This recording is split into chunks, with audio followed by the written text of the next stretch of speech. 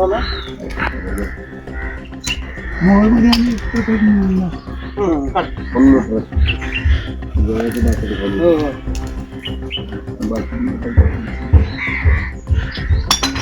चला बस करता का.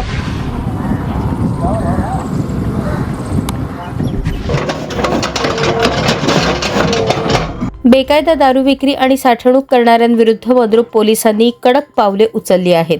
विविध कारवायांमध्ये जप्त करण्यात आलेला 1,52,661 रुपयांचा अवैध देशी विदेशी आणि हातभट्टी दारूचा साठा 28 फेब्रुवारी रोजी पंचांच्या उपस्थितीत मंद्रुप येथे नष्ट करण्यात आला.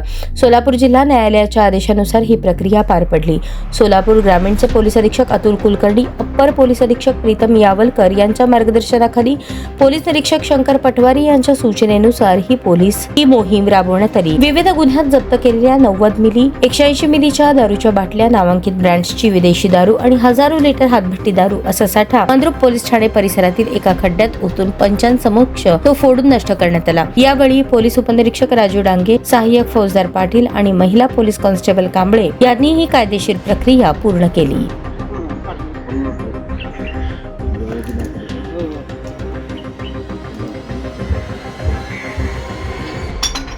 चला बस करता का.